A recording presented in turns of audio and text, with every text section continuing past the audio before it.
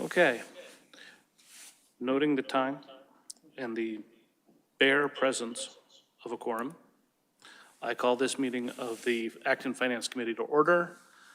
I'm aware, I've been informed that this is going to be recorded by ActonTV. If anyone else wishes to record, they need to make themselves present at the chair now.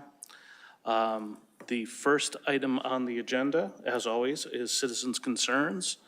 I see there's one person online, but I do not see a hand raised. I will slow roll it for a second to see if I'm wrong about that. See if a hand gets raised on it. Okay. Seeing no citizens who wish to be heard, we'll move on to the facility study and preliminary CIP, which I believe Christy was planning on discussing because she and Roland and I were all at the select board meeting where the initial facility study and preliminary CIP was presented.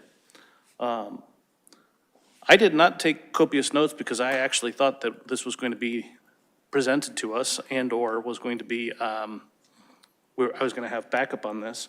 So what I'm going to do is I'm going to refer everyone to the select board meeting of last Monday, so Monday the 20th, which is when when the initial presentation was done.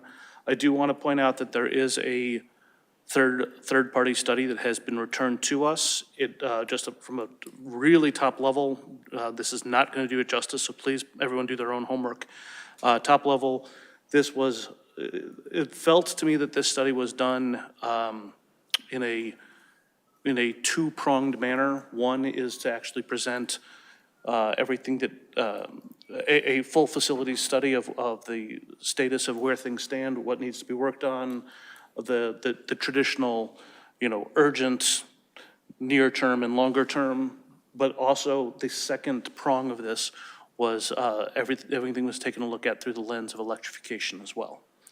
And so I do want all parties involved to try and remember that this is a two-prong approach and try and look at it through both lenses and not just just because we have an electrification goal doesn't mean that has to be in and of itself the ends that we wish to get to. So I do apologize. I'm not as prepared to discuss the facility study and preliminary CIP as I should be. There is definitely information out there. We definitely need to review it definitely need to discuss it as a committee. So it will be on a future agenda. Yes, Mr. Noon. Yeah, so if I recall, the town manager's presentation of the capital program is Monday night. So how, compare and contrast these two reports or documents. If I go to the town manager's capital committee, will I get most of what was in this? Or? I suspect you will. Okay. I suspect you will. That said, we have been invited to a separate meeting. I believe it's the 5th. I'm gonna make sure that's a Monday. It's not, it's Tuesday. Monday's the 4th. We've been invited to another meeting, a joint meeting with the select board that I want to make sure that we attend to. We might actually make that a posted meeting for the finance committee. I will get back to you on exactly when that is and what the topic of that meeting is. Unless Selectman Martin can help refresh my memory as to what that joint meeting is going to be.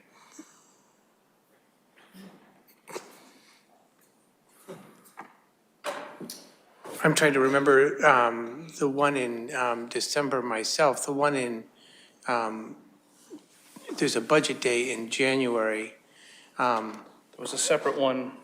There is one in December, and I'm actually forgetting exactly when that is.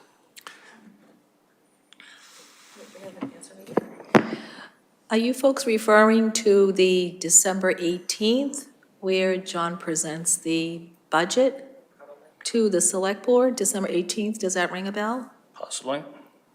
I have two dates on my calendar. The 4th says capital, and the 18th says budget. So it must be the 4th, because that was another one where we were invited to and wanted to have, so I think it's the 4th. Okay.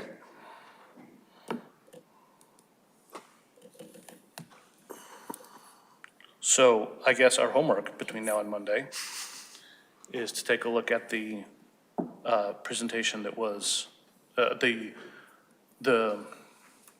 study that has been delivered to the town, and then the initial meeting, the initial presentation that Manager Mangiarotti gave on the 20th. Sounds good? Okay. We're going to run through this agenda at a ridiculously fast clip. Okay, next thing I want to discuss, the next item on the agenda is the LG. As you probably recall, we did have an ALG meeting where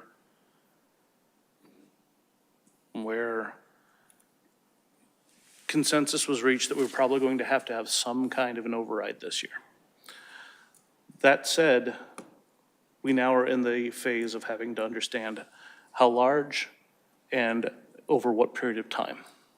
So we discussed this briefly in the last Finance Committee meeting, and we are not at full capacity tonight, but there are a couple of points bugs I want to put in people's ears and start hearing back from, so that Christy and I have the input of the committee before the next ALG meeting.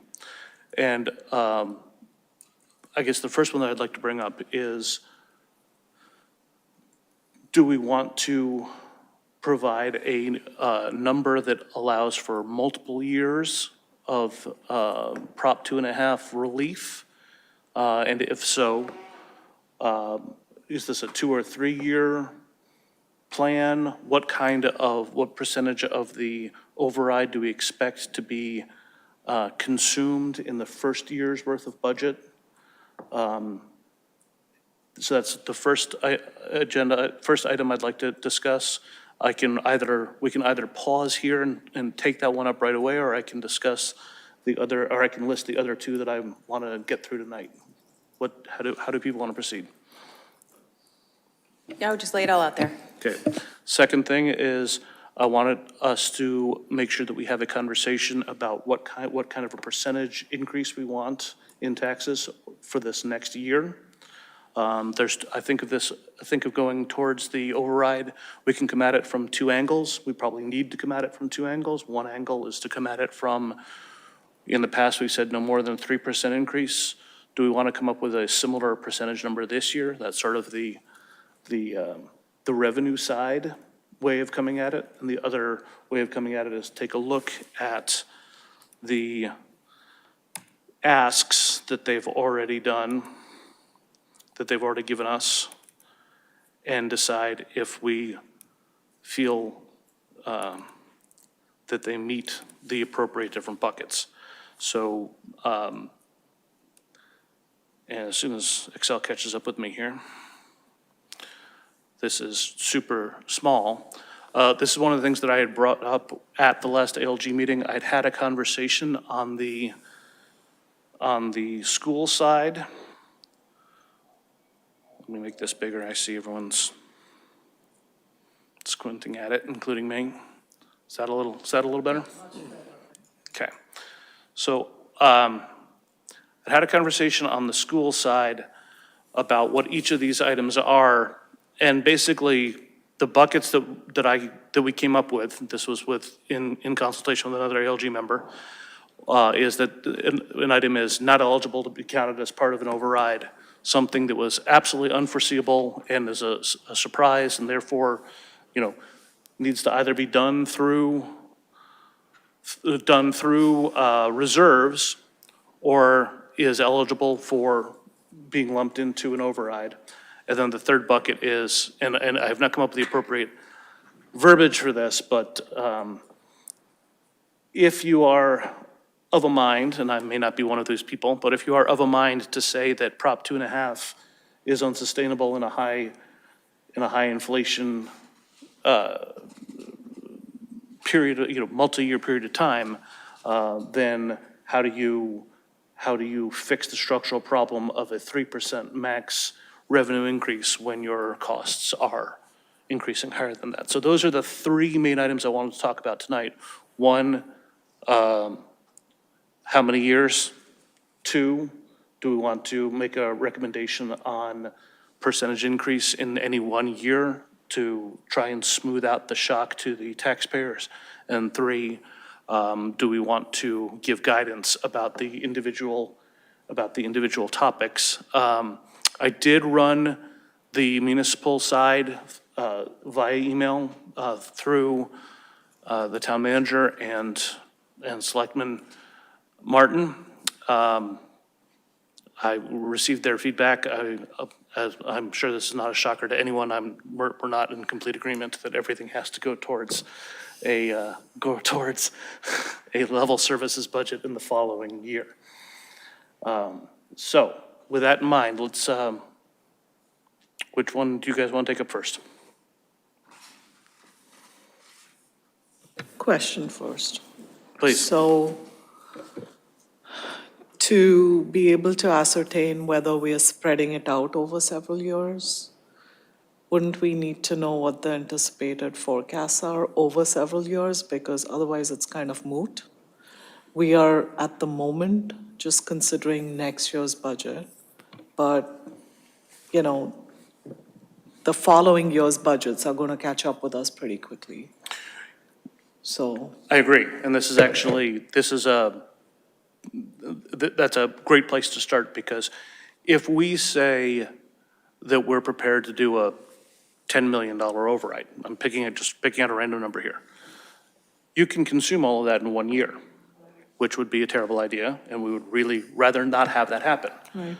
So one of the questions is, do we have faith and trust in the other entities in our negotiations that will say, we don't want you to have to come back for an override every other year? Because I think it's safe to say that we don't want to have turmoil. We don't want to have a situation where we give them just enough for one next year, and then we're right back where we are now. Because I think if we do end up in front of the citizenry asking for override after override after override, if you envision two operating in one capital override in the next 5 years, I don't think all of those are going to pass. So the first question is, do we want to give enough, do we want to authorize enough of an override that there is unused tax levy capacity at the end of this first year? Or do we not have faith and confidence that it won't just automatically be consumed instantaneously? And so I think that's one of the, you've hit on one of the very first questions. And so now that you've raised the question, what is your take on it? I think we've historically, I mean, I have nothing to go on except past experience, right? And I think we've continually run short of where we need to be, in my opinion. So if we had excess that we could put towards subsequent years, my preference would be that we could put it in reserve somehow to account for some kind of emergency like we encountered this year, right? It was completely unanticipated spending. But I don't know that that will actually happen. So where does that leave us at the end of the day? I just don't know what the mechanisms are to protect against that, you know? I will defer to the only member of the committee who's been on longer than I have and who remembers previous overrides. Once we have unused tax levy capacity, there's no method of reserve. There's no way of putting that into a stabilization fund that requires a 2/3 vote. That's just unused tax levy capacity that is, Correct. to my understanding, at the whim of at the whim of the standard process, which is that if the town and the school, if the municipal side and the school side or Minuteman come with assessments that are very large, we're right back to having to approve the individual budget line item because the taxation, the capacity is there with a standard majority vote. And so I go back to my question, do we trust the three assessing entities?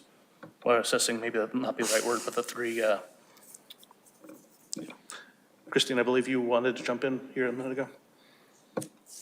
Steve's, I mean, if you wanted to speak, I just take issue with the premise that my choices are not to have a huge, my choices are to offer a huge levy capacity or complete lack of trust. In the past, when we did do a multiple year override, my recollection is it wasn't all spent in the first year. And untaxed levy capacity is subject to the ALG process like everything else. So everybody would have to reach a consensus as to how much to use and when. And we have more recent experience with that. We carried about $900,000 in untaxed levy capacity for years. It didn't touch it. And then in over a 3-year period, I think we took it down $300,000 at a time. But again, it was subject to an ALG process each time. So, you don't have to trust them. There's a process in place to keep it in check. You should. Can I ask how long ago that was, Mr. Noon? Didn't use tax levy capacity? Yeah, It was within 5 years. Yeah, it was in 5 years. okay. Well, in that case, my vote would be to ask for a little bit excess and have that in reserve, I guess. Because I don't think we want to keep putting everyone through this painful process of asking for overrides over and over again. No, but we could do a one-time vote to say something like 5% this year, 4% next year, and 3% the year after that, right? Yeah, So we yeah, could set it up with a absolutely. one-time vote that does that sort of thing. But my Right. question would be, how do we do the math on that? Like, what does that get us? How do we figure out what those numbers would look like? And so we can Exactly. determine if that, combined with a little extra use of reserves, gets us where we need to be. Good. Well, to the original question, how do I feel about this? I'll complicate it a little further and say, I see this as breaking into really 4 different categories. The first 2 are SPED and HIT, which are kind of black swans coming out of nowhere. I'd like to call them one-time costs, but once they're built into the budget, they're covered unless another black swan comes by. The other 2 categories are more inflation-related. You don't have inflation running at 2.5% anymore, and it hasn't for a couple of years. So that there's more of something, if we classify these things, where I would say, yeah, we have to anticipate some more of that happening. And the fourth is, for lack of a better term, I'll say unmet needs. I think there are some legitimate unmet needs in terms of educational programs that we still have some kids that are suffering from COVID and remote learning, and budgets have been tight.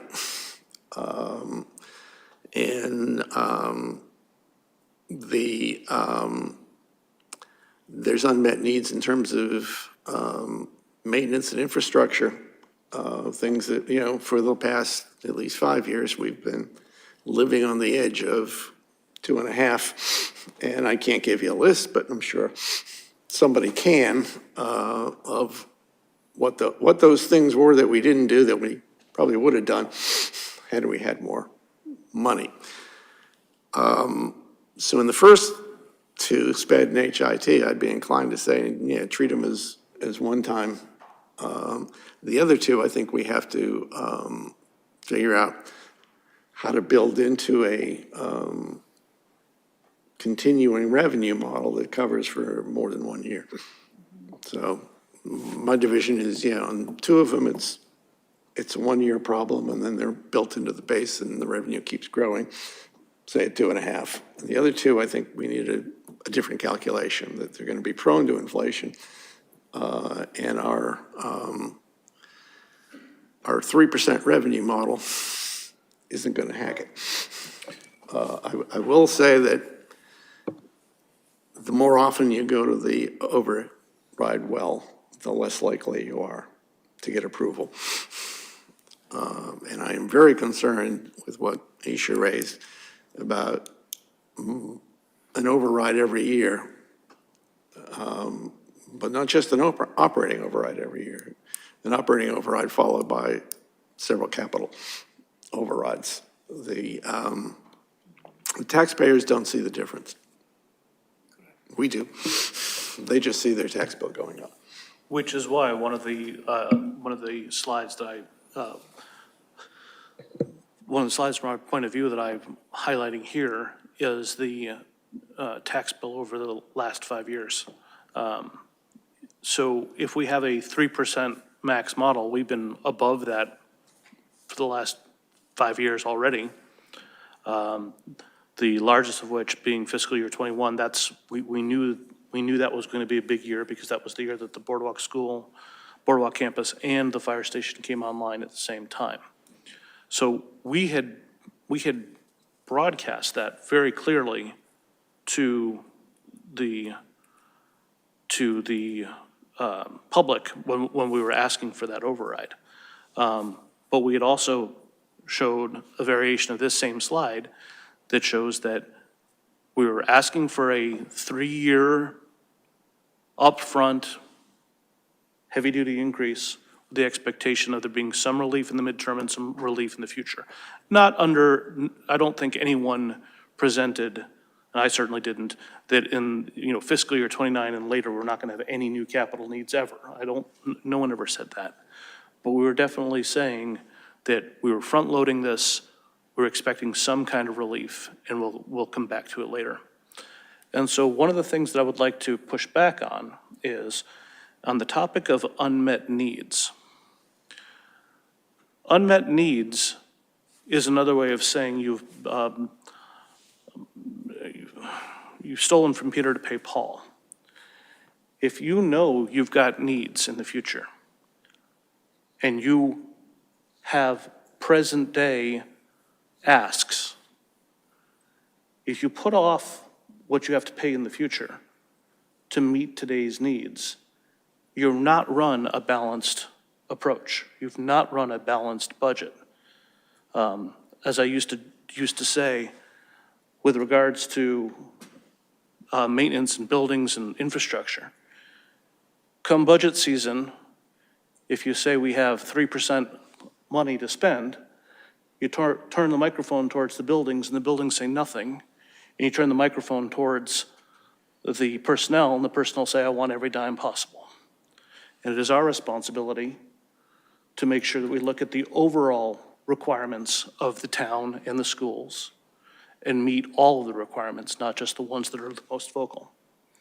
And so at one point during the LG process, one of the members, I believe, mistakenly used the phrase deferred maintenance and then backtracked on that one fairly quickly because deferred maintenance has a much more negative connotation than I think anybody meant to use. I think the concept of having deprioritized something in the immediate term to cause it to allow for an aging of the fleet, for example, with regard to vehicles, or maybe not quite getting to, maybe eking out one extra year on an HVAC system. So what I don't want to have, what I want to push back on is I don't want to say that just because there have been some unmet needs, it doesn't mean that those should automatically come out of the taxpayer's pocket because they should have been planned for. It's the same argument I have with OPEB. Don't stop paying OPEB now and say, well, we'll get to it when we get to it. This is part of our overall responsibility. You have to pay for everything.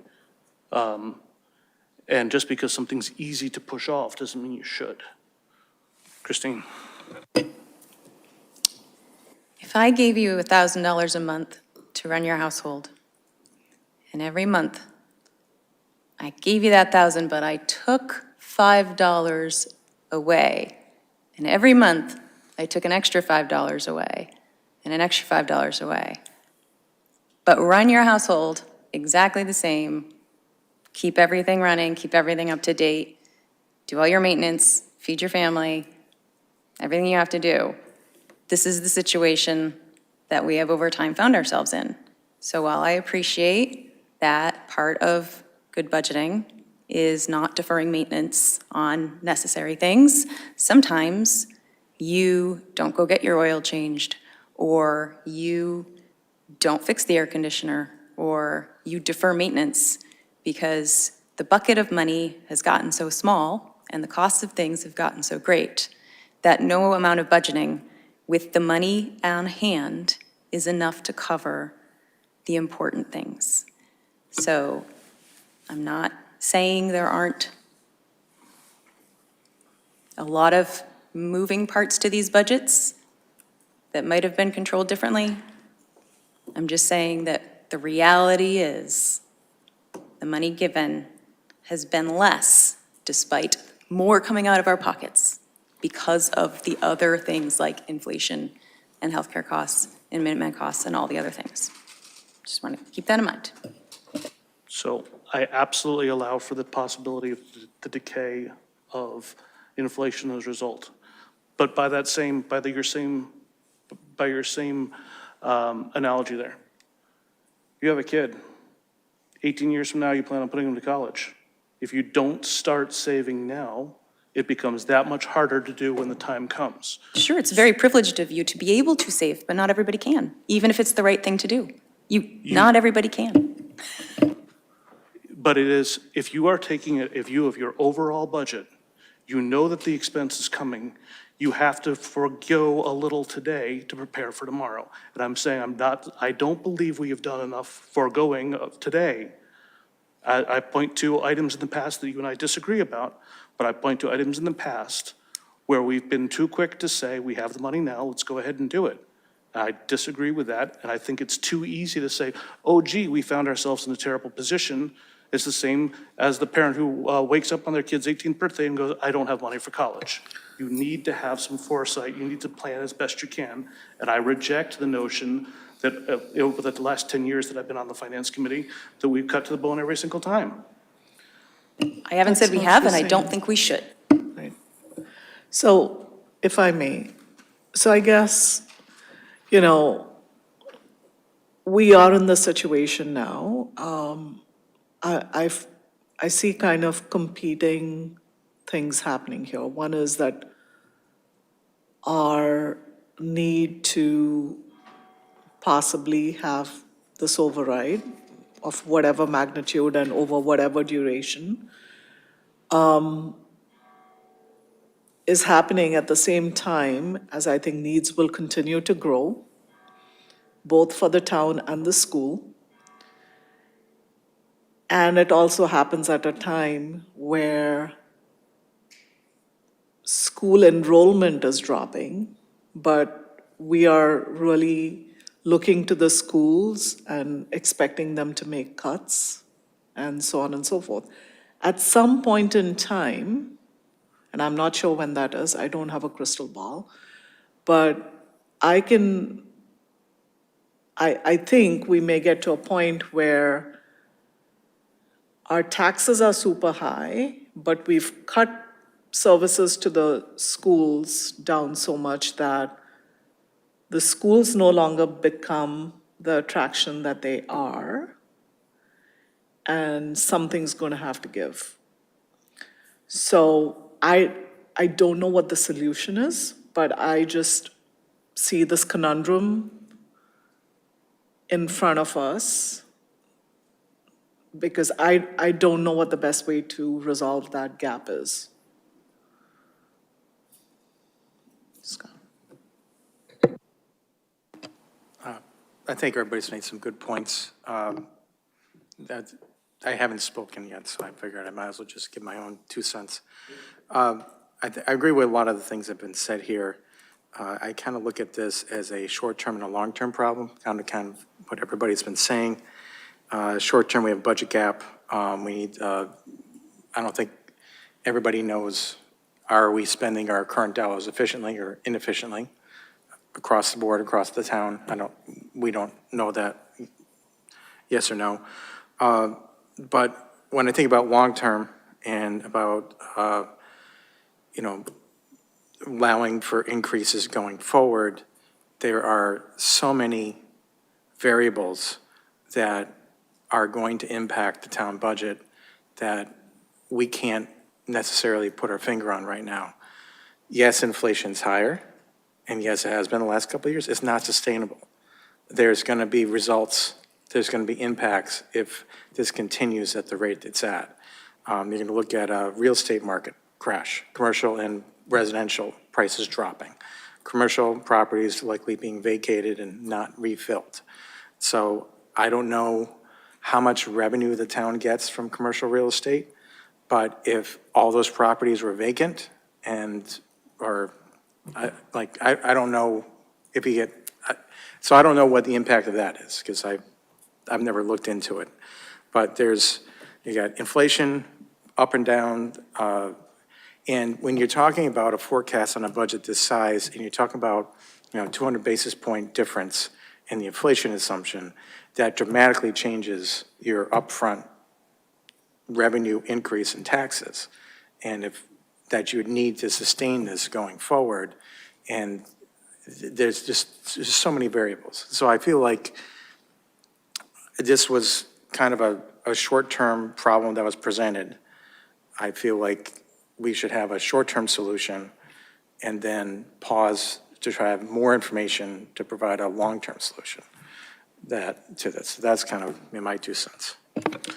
So that's what I was trying to get at with the how large a override do we vote for? If we vote for an override just to deal with the short-term side, we could find ourselves in a position of having to do another operating override in 2 or 3 years.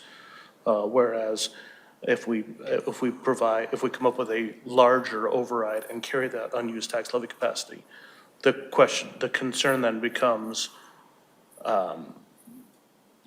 if every year is a snowflake and every year there's a surprise, then that money can disappear very quickly. Go ahead. Yeah, just, I guess my point is that long-term view, I don't think, it's most likely going to be wrong. That's kind of where we're at. Yeah. So I think it does make sense to, what you're suggesting, but the risk there, of course, is that if, let's say, we provide, I don't know, hypothetically, an allowance for a 5% increase in 2 years, maybe that's not needed, but then now it's allowed, and maybe then it's used. Or then it's there, and then unforeseen things happen, and then they need more. And then, I think the more time we have to, and everybody that's involved with this process, not just our committee, to kind of digest this and kind of look at it, the better off we'll be. But I know we have a short-term problem, so. Mr. Noon. Well, to your question about commercial, Scott, it's about 10% of the tax base. And commercial properties can be assessed differently than residential. It's not just what a willing seller and a willing buyer will pay for it. There's an income calculation that goes into assessing commercial property. So yes, if they all go empty, even if they're still sitting there, but they're not bringing in any revenue, our ability to tax them will decline. Beyond that, Scott raised a great point about efficiency of spending. We should not assume that we are the most efficient organizations at spending money, and then just take that as, well, it's a given that we're efficient, let's go forward. I think we need to take a hard look at what we have spent and why we spent it, and do we still need to spend it? Like I said, 20 years of 2.5% increases in your taxes also translates into 20 years of not looking real hard at new spending, because it doesn't really impact you, because your taxes will go up 2.5% regardless. So programs tend to get approved that maybe in a different time when, if we said, no, we're going to have to tax you more for this program, it might not have gotten approved. So I think we have to take a hard look at what we're spending and why we're spending it. So, yeah, that's two things I want to say.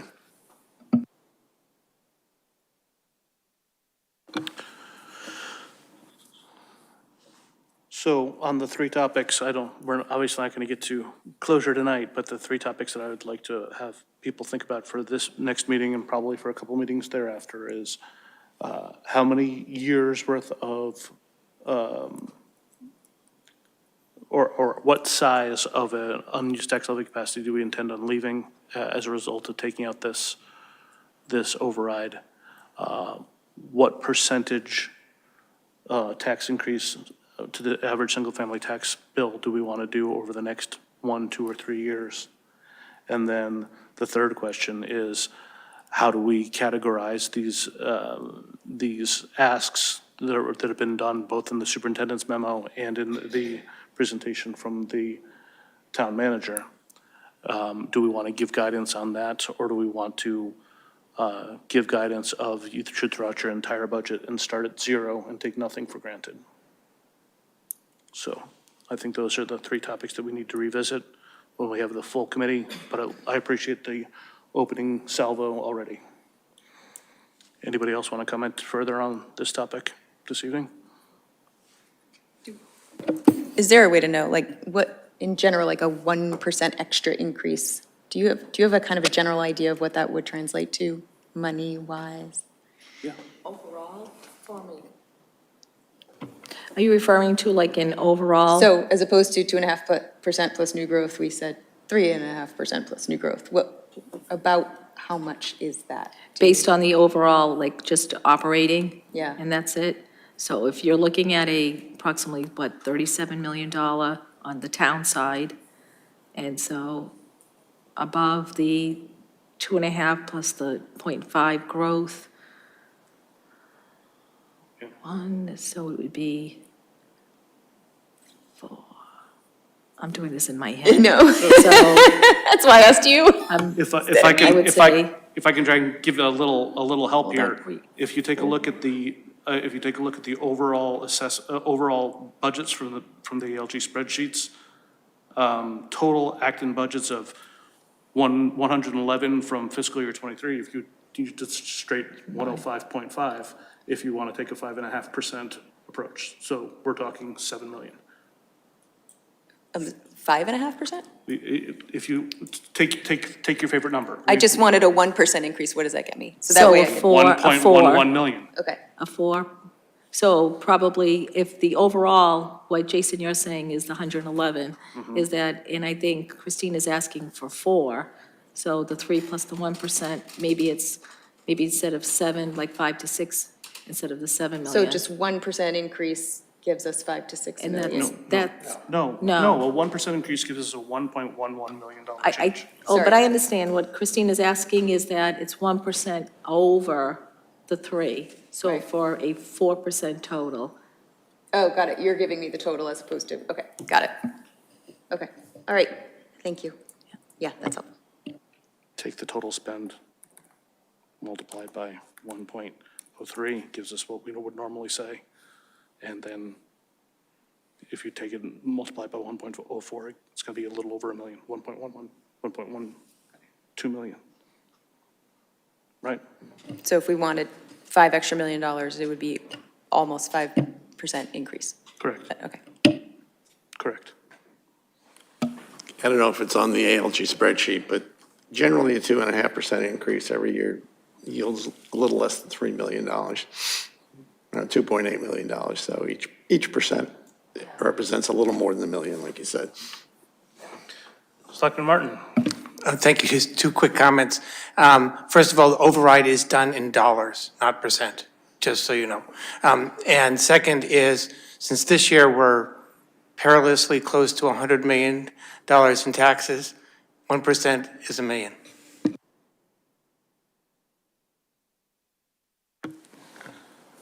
So could I just, so I just want to make sure that I think we're all on the same page, is that each percent is about 1 million, a little over 1 million. So to Christine's question, is that what would a 4% look like? Okay.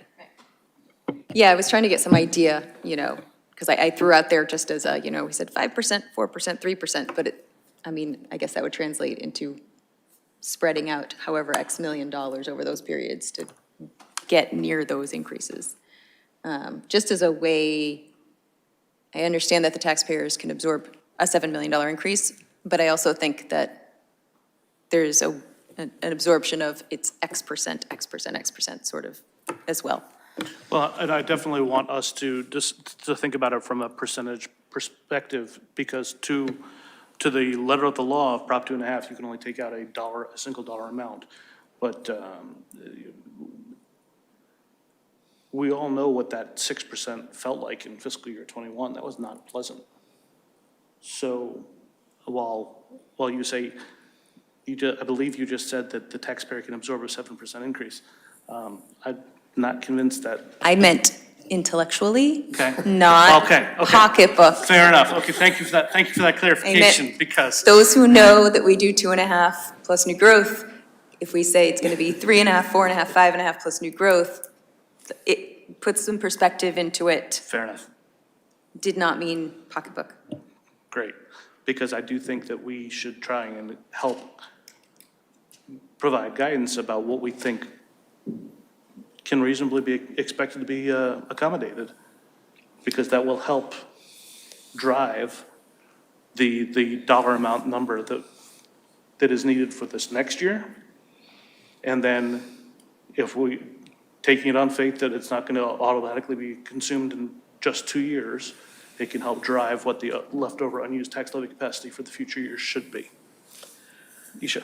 So thinking more about what Scott said, I think especially given the macroeconomic changes that are quite unpredictable right now, you can probably reasonably only forecast for maybe a couple of years. I don't know that kind of pushing it out beyond that time frame makes sense. So could we maybe think about having some excess in the tax levy that would bridge us over a year if it came to that?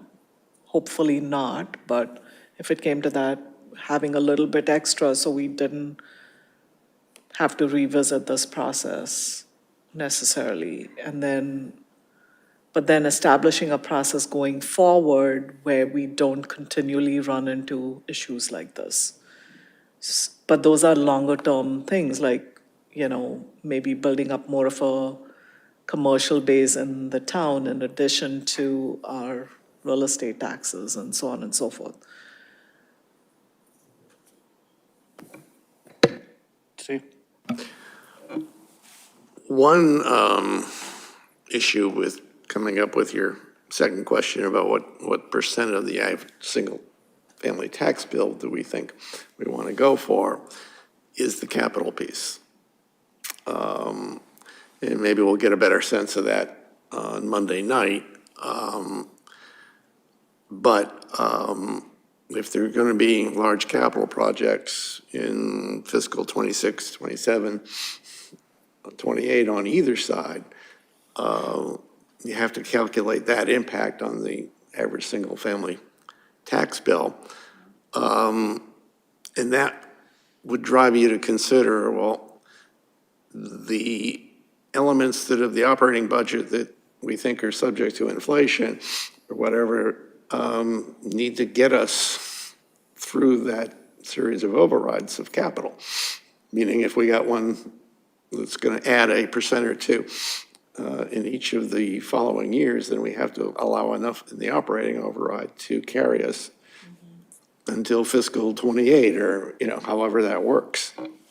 Because I can tell you, you do not want to do a capital and an operating override in the same year. one's bound to fail, if not both. Right. To that end, the top-line number from last Monday's meeting, or the top-line number from the third-party study that was delivered to the town was there's over $20 million worth of need. Now, that is spread between the electrification piece, the urgent piece, the medium piece, and the long-term piece. So there is definitely a case to be made that no matter what we allow, or no matter what we recommend, it's going to be consumed immediately, or could be consumed immediately. Which is why I've been pushing in our point of view, and thank you for doing these slides, that's why I've been pushing in our point of view to pay attention to what the capital piece is. Because I truly don't believe we want to have 10% tax increases 3 years in a row. And we're already at 5 plus, in one case, 6% for a couple of years. 6% for 2 years.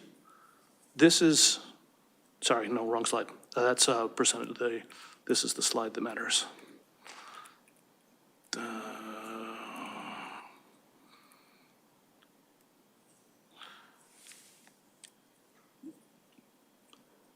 We're already operating because of capital overrides. We're already operating above that 3% number.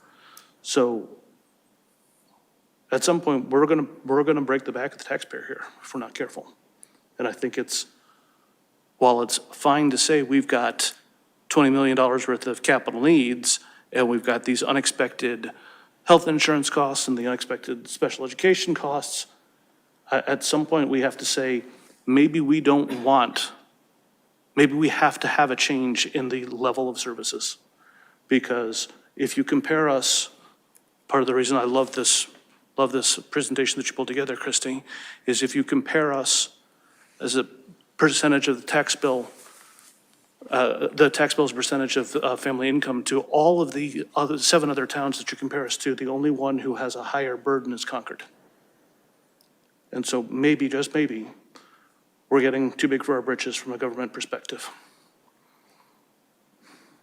Because I certainly don't want to see multiple years of 10% tax increases.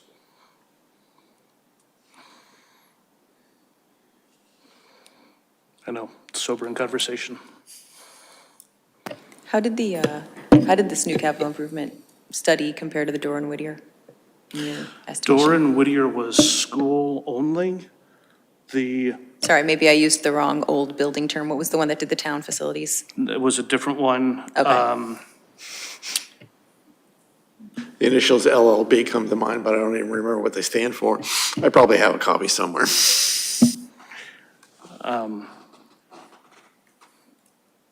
I also, not to put too fine a point on it, but I preferred the school approach of taking out a $10 million bond to try and clean up as much of their capital problems as they could when interest rates were at 2.2.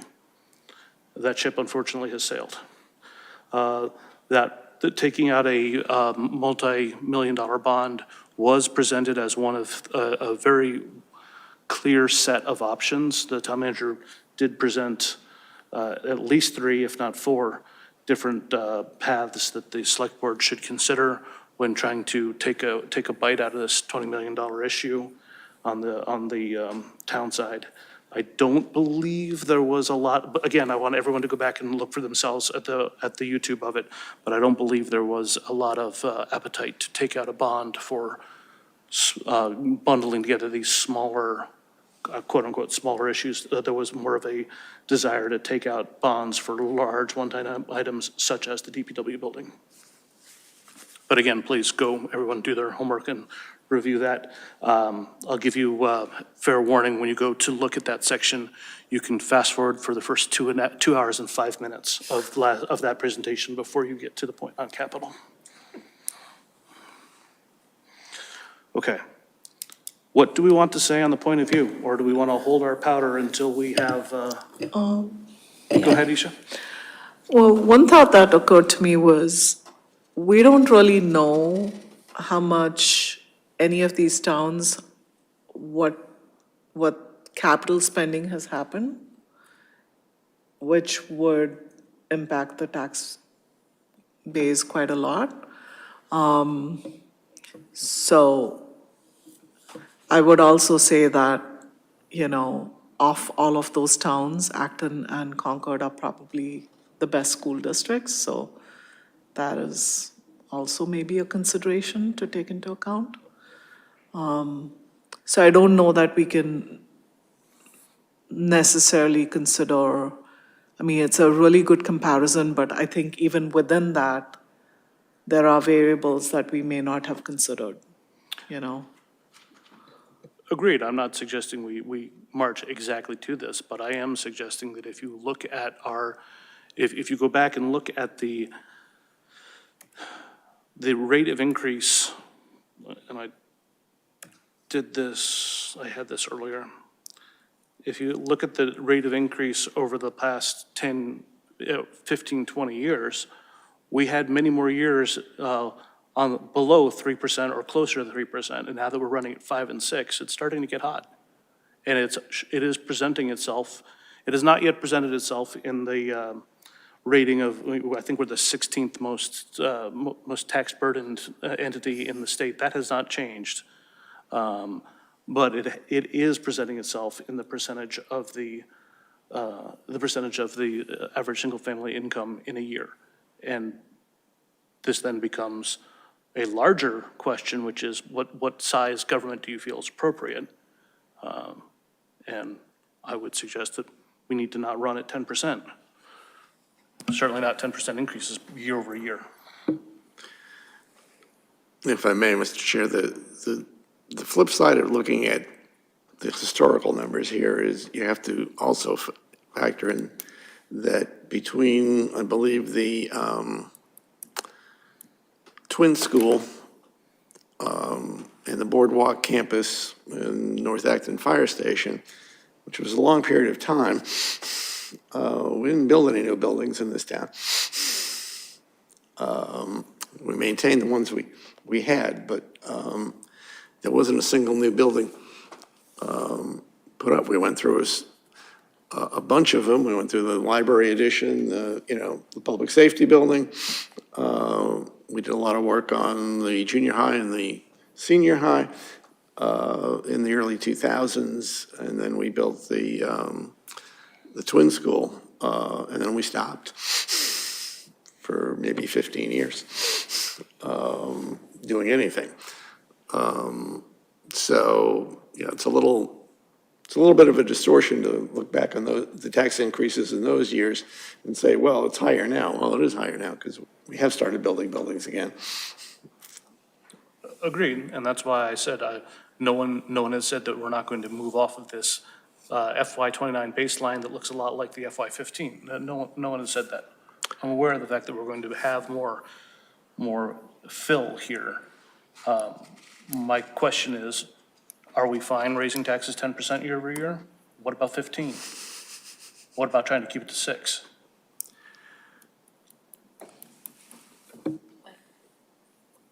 Is that a rhetorical question, Mr. Chair? We're gonna be asked to come up with those numbers in the next 3 months. Well, to Scott's point, we need more information. But I can tell you Sudbury's building a giant new community center because I drive past it every week going to my daughter's house. Okay. Concord's building a new school. I was LLB Architects, by the way, the old facility study that came out in 2018. But before I can come up with a number for how much we should be taxed, I need to know what services need to be paid for and what they cost. So that number has changed over the years. What do they cost today? What are we willing to cut? Are we willing to say, well, a music program is a want to, not a have to? Sports are want tos, not have tos. Theaters want to, not have to. Art, want to, not have to.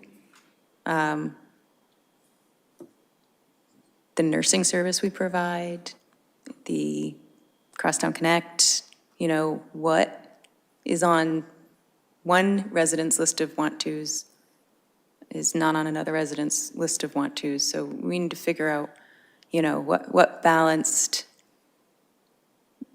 number of services maintains the community the way we want the community to go forward. And stripping it down is not how we want it to go forward. But, you know, we are dealing with different people's perspective on want versus need. So we definitely need more information on, you know, at least a foundation of funding everything that the entities who run the budgets feel is vital to the community, and start there. So when we have those numbers, we can kind of go, well, is that 10% a year? And what are we willing to cut in order for it not to be 10% a year? Because the bottom line is that the services cost what they cost, so which ones do we keep?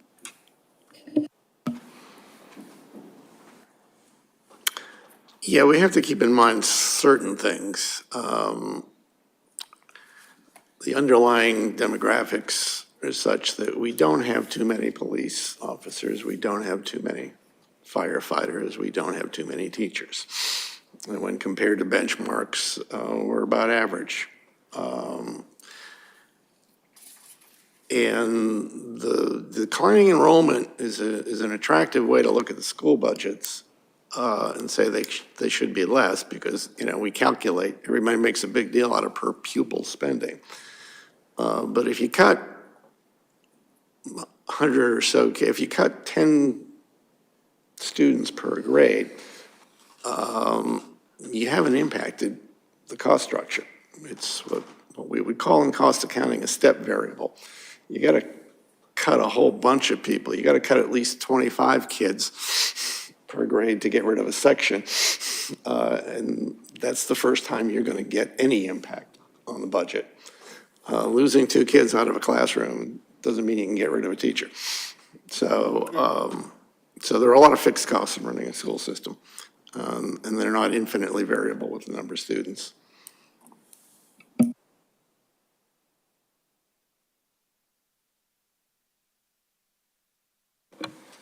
Okay, I think we've had a good first conversation on this topic. This will clearly not be the last one this year. As for Finance Committee business, I was not planning on running this meeting tonight. This was something thrown to me at the last minute. I don't know that we have any minutes. Are there any liaison reports? Gonna be nice and quick. Okay, so today is the 28th. I believe our next regularly scheduled meeting would be the 12th of December. Can I- But we're going to have a meeting, joint meeting with the select board on the 4th. And I would like everyone who can make it to please attend. That's your day to work late, isn't it? Yeah, I might be able to swing it. Understood. So we need to, I note to self, we need to post that so that we can be at the table on Monday to get that in. Well, that's self-announced, Christie, because it's coming up fast. Yeah, I know. Okay. Scott? I'd like to make a motion to adjourn. Second. All those in favor, say aye. Aye. Aye. Opposed? Abstentions? We're adjourned.